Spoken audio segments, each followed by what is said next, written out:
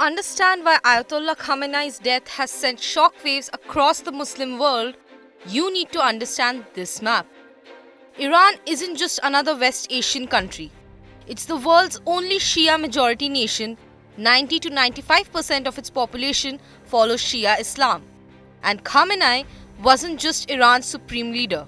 He was the spiritual leader for Shias globally. Look at the region.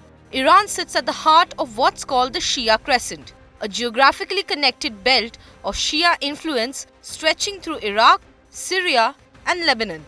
Iraq is 60 to 65% Shia and home to the holiest sites in Shia Islam, Najaf and Karbala. Despite this majority, it was ruled by Saddam Hussein's Sunni regime for decades, explaining Iran's deep involvement after his fall. Syria is about 10 to 25% Shia, but here's the key. The Assad family belonged to the Alawite sect, an offshoot of Shia Islam. That's why Iran was Assad's strongest backer throughout the civil war. Lebanon is roughly 30 to 35% Shia, and that minority wields enormous power through Hezbollah, Iran's most powerful proxy force and a major player in Lebanese politics. This is Iran's strategic depth. This is why Khamenei's death isn't just an Iranian crisis. It's a regional earthquake. Now look at the Gulf. The Persian Gulf literally separates Shia majority Iran from Sunni majority Arab states. But the sectarian divide isn't clean.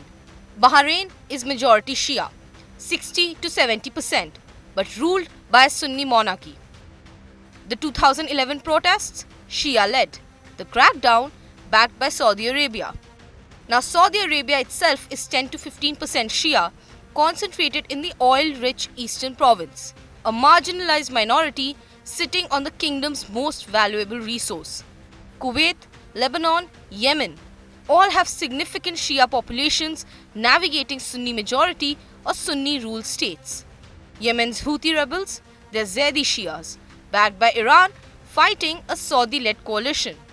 Then there's Pakistan and Afghanistan, 10 to 25% Shia. Pakistan has the second largest Shia population in the world by absolute numbers. That's why protests erupted in Karachi and Lucknow. That's why Kashmir shut down. This map explains Iran's regional strategy. It's not random, it's deliberate. Iran cultivates ties with Shia communities across West Asia, funding militias in Iraq, arming Hezbollah in Lebanon, supporting Houthis in Yemen. And here's the wild card. Oman, the only country on this map that follows Ibadi Islam, an ancient sect that predates the Sunni-Shia split. Unlike its neighbors, Oman maintains ties with Iran, Israel and the West simultaneously. That's why it's mediating the nuclear talks. Khamenei's death doesn't just leave a power vacuum in Tehran, it destabilizes the entire network. Who leads the Shia Crescent now? Who commands Iran's proxy forces? Who speaks for 200 million Shias worldwide? The protests in Kashmir, Lucknow, Iraq, Lebanon, they're not just mourning, they're anxiety. Because when Iran's supreme leader falls, the entire regional order trembles. This isn't just about one man, it's about the architecture of power across West Asia. And right now, that architecture is cracking. With Debagna Datta, Bureau Report, India Today Global.